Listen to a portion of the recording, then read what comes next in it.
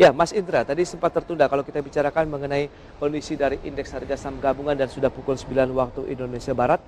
Market seperti yang sudah Anda sampaikan di awal ya, akan mengalami penguatan dan penguatan sekitar 0,29% di level 6.573,34. Tadi Anda juga sempat menyebutkan 6.700 bisa tercapai di pekan ini kemungkinan begitu Mas Indra. Anda melihat seberapa optimis itu bisa tercapai?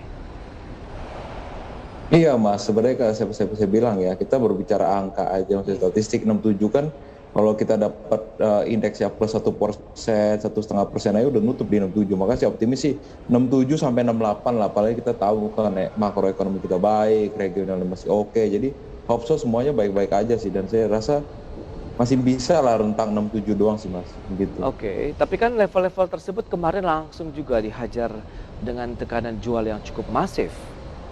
Iya, iya.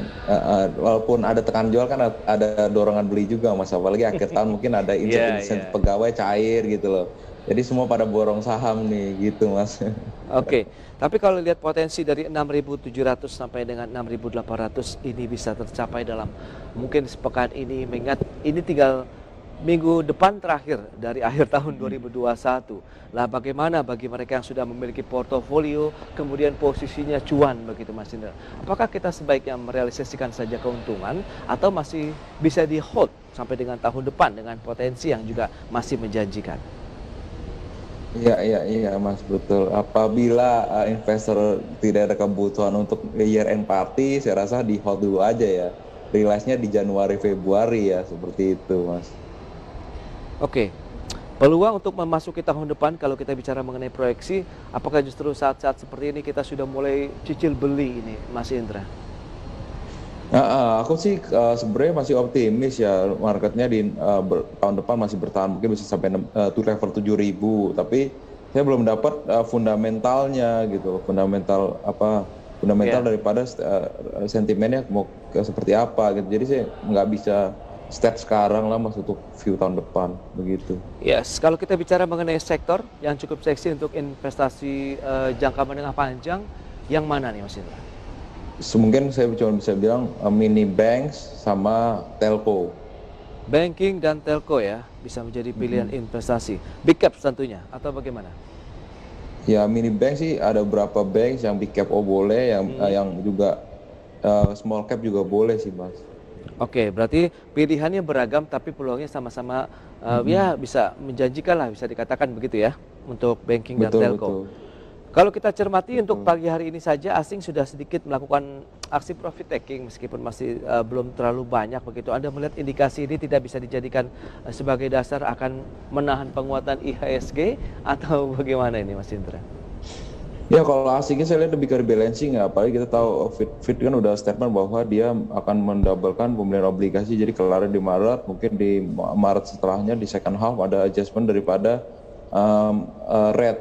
Nah adjustment rate itu yang mungkin ya fund manager udah standby nih rebalancing, mungkin order dari pasar-pasar emerging, Oke. mereka khawatir ada volatility risk terkait currency risk dan sebagainya, jadi mereka out dulu makanya. Jadi kita masih tetap optimis walaupun asingnya jual, tapi market kita masih bertahan cukup oke sih Mas, begitu. Dan berikut ini kita akan coba sampaikan data dari opening market ya, indeks harga saham gabungan dan juga beberapa indeks yang ada di dalamnya Mas Indra. Dan pemirsa, data selengkapnya bisa Anda saksikan di layar televisi Anda. Kita akan lihat indeks harga saham gabungan yang memang masih dalam posisi menguat 0,33%, sementara Jakarta Islamic Index juga dalam posisi menguat 0,47%. Demikian juga dengan LQ45 mengalami penguatan sekitar 0,58%. Dan berikutnya adalah saham-saham yang masuk dalam deretan top gainers. Apa saja?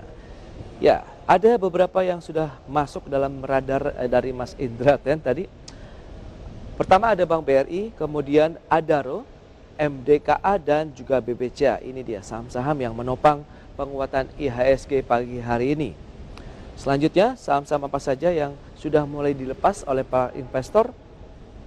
Ya, ada LMAS pemirsa dengan pelemahan yang cukup dalam 6,14%. Kemudian United Tractors minus 0,45%, TNCA minus 4,96%, kemudian MPMX minus 2,83%. Itu dia update top gainer dan juga top loser. Dan kalau kita lihat dengan top gainer hari ini, Bank BRI juga menjadi salah satu yang masuk dalam buruan para investor, dan Anda katakan ini juga sektor banking ya, cukup seksi untuk kita cermati bahkan sampai dengan tahun depan. Bagaimana big caps dari sektor perbankan, Mas Dan? Iya, kalau untuk perbankan big caps ya saya lihat sih mungkin agak slow gerakan ya, belum ada sentimen yang gimana. Kita tungguin daripada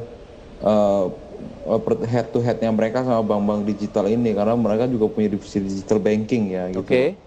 Mungkin yang kita harus perhatikan ya potensi IPO BCA digital itu ya, yang mungkin bisa memboost tim ini daripada BCA yang sendiri ya Mas. Oke, bank-bank digital kemarin juga cukup ramai begitu dan responnya positif ya dari market. Tapi kok belakangan ini kita lihat trennya kan sedang mengalami penurunan begitu, Mas Indra. Anda melihat bagaimana untuk berikutnya? Iya, untuk bank digital ini sebenarnya yang menarik tuh story disruption-nya ya Mas ya. Mereka disrupsi cara perbankan gitu loh.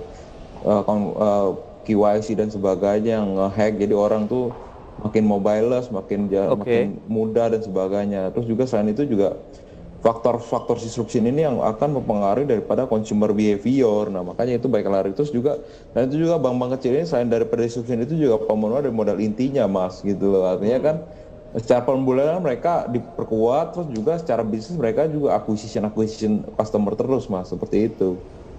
Oke, itu dia untuk sektor perbankan. Tapi kalau kita lihat dari telkonya sendiri, apakah Telkom saja yang Anda jagokan?